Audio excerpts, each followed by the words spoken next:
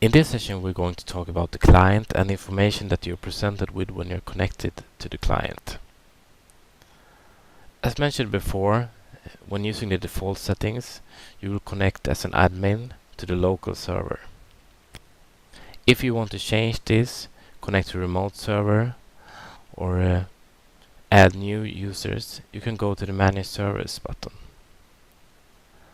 In this window, you'll be able to add and edit existing connections for remote servers. Please note that in order to be able to create a new user for connection, you need to create a user as well at the server. You do this in the User Permissions window. When you have connected, you're presented with a list, a grid. The grid contains servers, jobs, and tasks. You can connect to one or more servers at a time. Each server holds a set of jobs, and a job contains one or more tasks. You can control the jobs or tasks by right-clicking on a job. You can also click on the toolbar here. There are some basic things about jobs when talking about the right-click menu that we're going to speak about here. So if I right-click anywhere within the server tree, I'm able to add a job. If I right-click on a job, I'm also able to add a task. When I add a task, it will be added to the bottom of list of existing tasks. I can edit job by pressing this button. I can clone one job and I can delete jobs. I can do different kind of cut and paste operations here. I can run a job, and optional I can select to run it without conditions or with conditions if any conditions exist. I can stop a running job. I can activate and deactivate a job. A job can have two different statuses. It could be active or deactive. When it is deactivated, the triggers will be deactivated, which means that if you are running on a schedule, let's say 1 p.m. every day, it will stop that schedule. You will still be able to run the job manually, but the schedule will be off.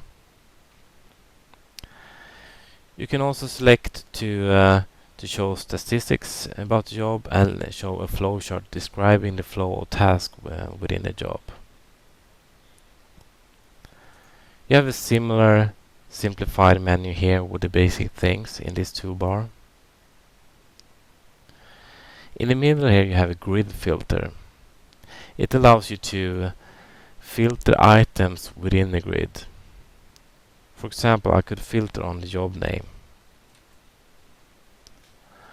I could also say that I only want to see failed jobs, or clear the filter to go back to the original state.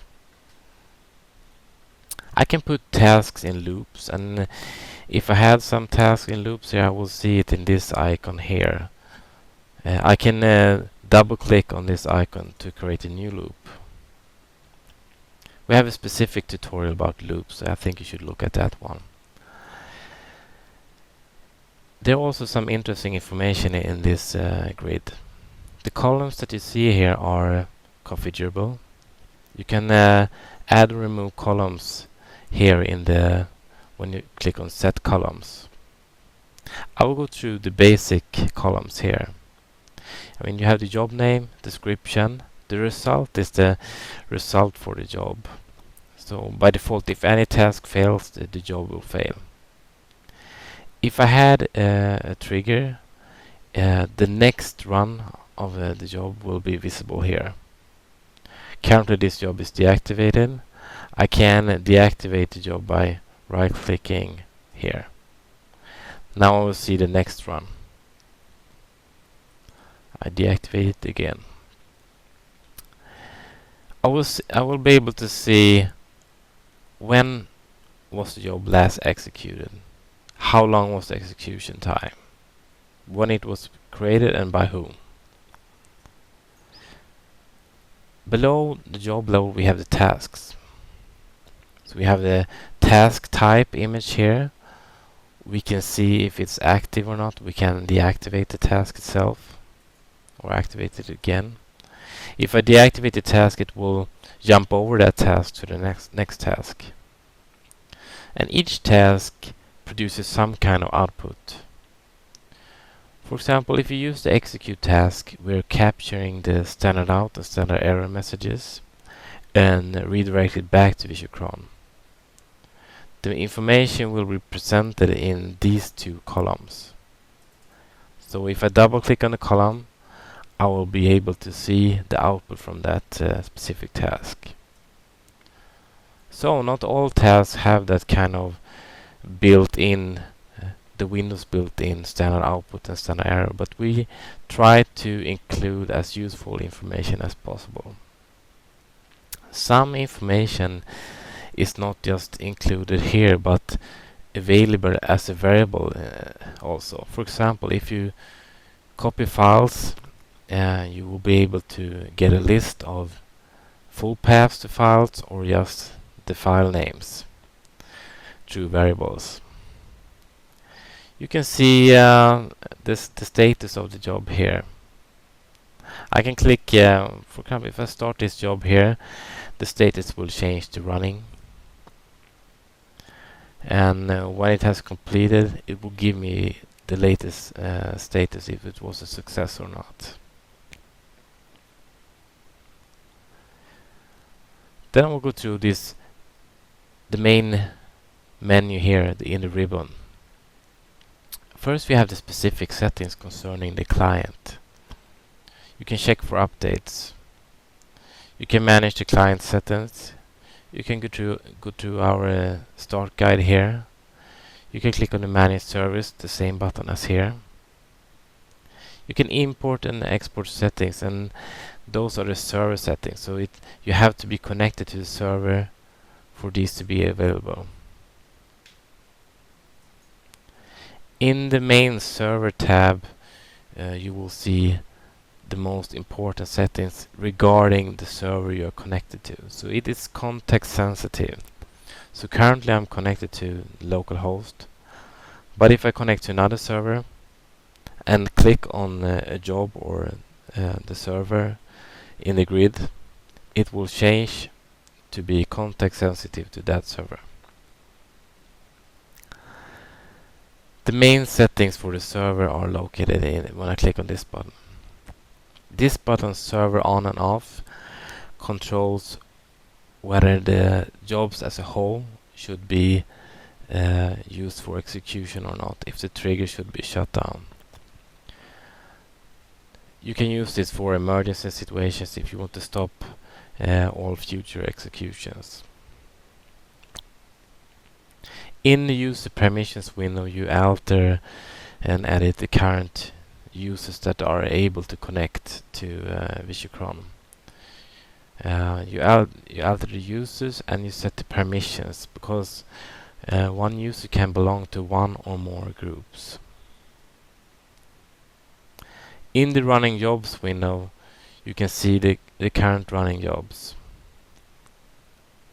In the client connections windows, you will see who's connected to this server right now. In the middle part here, we have the global objects. And by global objects, we mean objects that are created once and you can access in many locations within VisualCron. For example, the most common one are credentials. And credentials is a set of username and password. And they could be used, for example, if you try to access files from on a network drive. Then you might need a credential, but because by default the system account that runs VisualCron do not have access to network shares. We will also have connections, and connections could be for example, information regarding a specific FTP server. And it could be settings regarding connecting to a database or to an email server. And the same purpose with this and credentials are that you create the information for connecting or authenticating once, and then you're able to quickly select that connection or credential in a task, which I will show you later. And if the password needs to be updated, you do it once here. We also have a simple explorer which allows you to test your existing connections. So for example, I can open this explorer and I can connect to FTP, and I will be able to see and select a different folder. And I can use this for testing that my connections work, and I can use this for getting a specific path that will be used later, that I can use later in a task. Other global objects are notifications, and notifications are similar to tasks, but they are global. Normally a task is attached to a job and independent. It just belongs to that job. But you can create a task notification, and for example that could be an email notification. So let's say you want an email each time a job has completed with failure. Then you can create an email notification, and in the flow tab of each job and task you will be able to select what I want this email. I want to run this email notification when the job has failed. So then you only have to define the settings for the task, the email notification once, and you will be able to select it in tasks and jobs to be notified. Then we have certificates, and they are used, for example, in FTP connections. We have network drives. Normally, you should avoid using logical drives. For example, logical drives connects another layer of problems because logical drives are not shared across different environments. For example, if you are on your desktop, create a network, share a logical drive there. That logical drive will not be visible for VisualCron. So if you have hard-coded scripts with paths like Z, Y, or W, you may want to create them here. But even better is if you can change your existing script and just use the UNC path instead together with a credential. Because if a logical drive is deleted or destroyed in some way, your script will fail. But the UNC path will always work. You have PGP key rings, and those are objects that can be used for encryption or signing. It could be encryption of files or encryption of emails. So you can create or import existing PGP connections, and then you will be able to reuse them in tasks. You have the time exceptions, and time exceptions could be US holidays, for example. And it works like this, that you define a schedule. Let's say you want to run something every day, but you don't want to run it on US holidays. So we have created and defined which are the US holidays. We have defined them in the time exceptions. Once we have defined them, we will be able to open a job and go to the time exceptions tab and select the time exception. Now this job will exclude the execution on the days that are presented within the time exception. And time exceptions are not just bound to days. You can place exceptions down to seconds. So if there's some seconds during the day you don't want your task or job to run, then you define it and check it here. We have the conditions, and conditions are something that are run before the actual job is started and before tasks are started. So you can use conditions on job or task level. And a condition could be, for example, to check if a file exists or not. And if it doesn't exist, for example, you can decide what to do. And there are some different actions like continue or exit. So, for example, you could create a condition that checks if a file exists, then go to the condition tab of the job and check this condition, and that means that the job will not run if the condition is not met or something like that. Then we have variables, and variables are a very powerful way to calculate and pass information in real time. We have different kind of variables that work with string functions to replace and remove or work with strings in any way.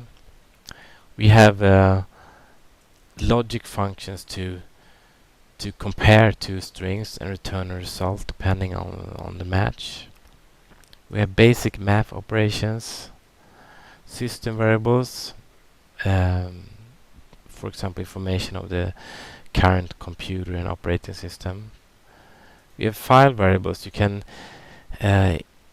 easily create those variables to check if a file exists or get a date from a file or something like that. Similarly, we have folder variables. We have date variables, which lets you create a date in a specific format, and you're also able to add or subtract days or weeks or other units from the current date. So, for example, in this date now add, it is based on the current date, but I'm able to, for example, use a negative sign here and use the 2 number, and it will give us a date that are 2 days back from the current date. I'm able to change the format here if I want it to something else. So we have this date variable that works with the current date, and later down we have a specified date. So you can insert a date of any format you like. You give the date here and you give the format here of the in date, and then you have the add or subtract, and then you define the output format. And then we have VisualCron variables, and those are variables that are pointing to internal stuff within VisualCron. For example, existing jobs and tasks. And these variables are useful for getting information from one task to another task. For example, I mentioned before that a task produces output. You can capture that output and pass that output to another task. Let's say you have a SQL task that runs a query against the database. Then you can use the output from that task into file write task to write the information you just collected from the SQL server to file. And to do that, you can go down to in this tree of values. So currently I'm in on the jobs variables. I can go down to tasks. I can, as this is a generic list of tasks, I will see all the tasks here, and I can see specific variables for that task. For example, if I go down to the execute task, I'll see that I will have things that are specific to that task, like the command and parameter. And generic values are also here, like the output. And I'm able to point to, if I select an existing job or task, let's see here,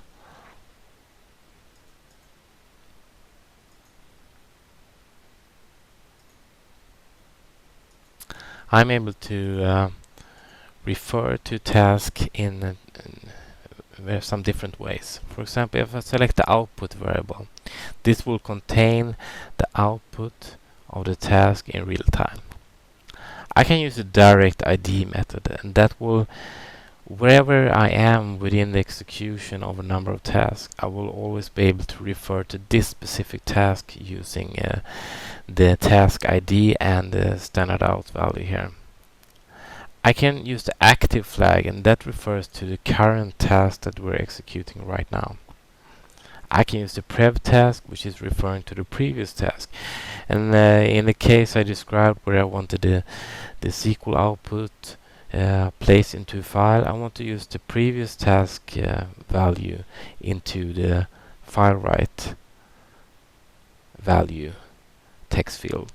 And what's important about variables is that in every field within the client where you define a task or job, you are able to paste any variable.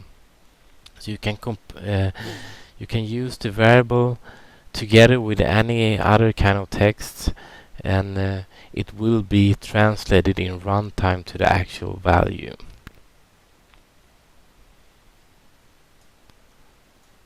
Then we have user-defined variables, and those are global as well. So that's a way to create your own variables that you can use. And we also have tasks for updating and deleting these kind of values and creating these kind of values. And that could be good for setting values specific to your environment that you want to pass forward or use in some way.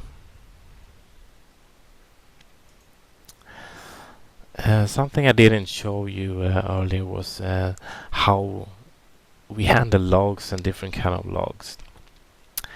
And I'm able to show the general log if I click on the show log window. This will show me general events that is happening on the server and the client. So currently I'm using a very high debug level, so I will see a lot of information here. But if you want something more specific, for example, you can right click on the job and choose the job log. Then I will see all the historic executions. And it depends on my own settings how long time I accept storage of data. But basically I can store as much data as I want. And with this information I can see that, well, this task normally runs around 1 minute and 30 seconds. I can see that when I ran it this time, this job failed. And I can double click for more information. Well, it contained this error. And this history window is also updated in real time. So you will get new entries here when a job has been started or completed. And you can do the same thing on task level as well. Click on the task log to open the history for that one.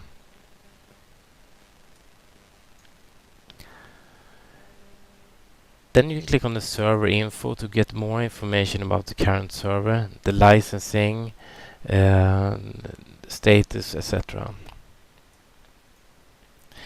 In the tools menu, you will be able to access various tools that we have created for making it easier for testing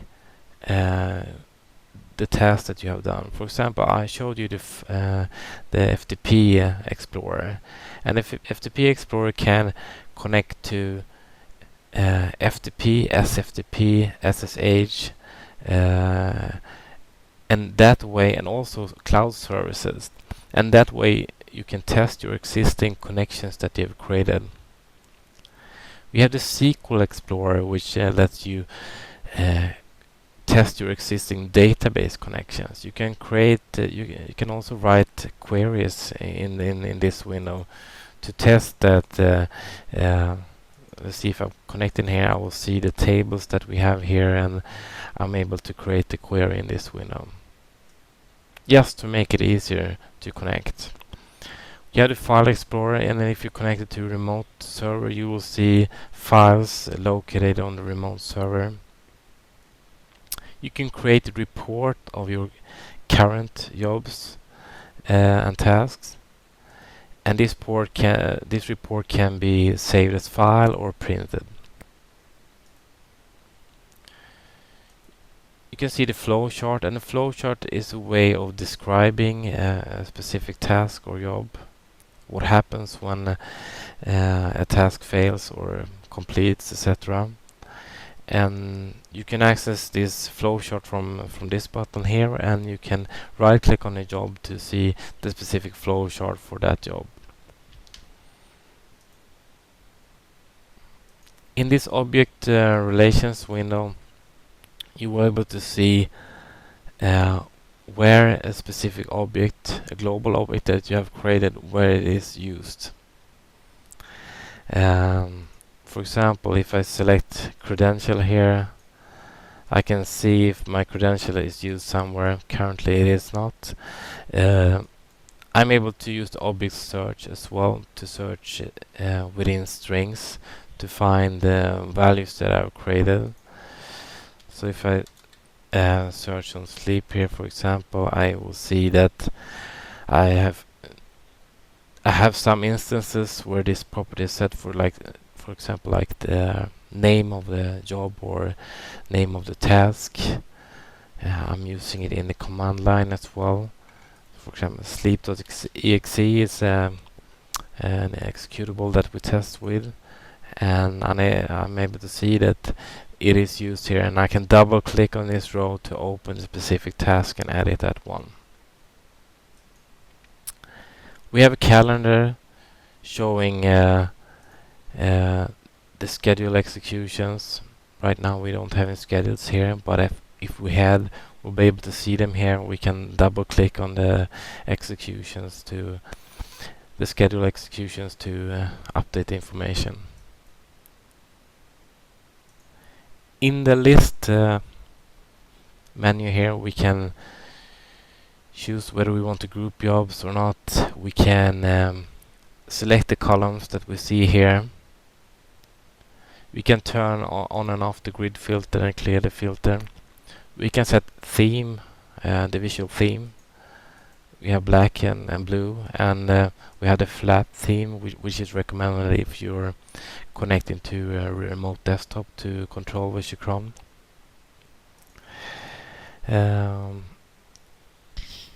You can print the job report here as well.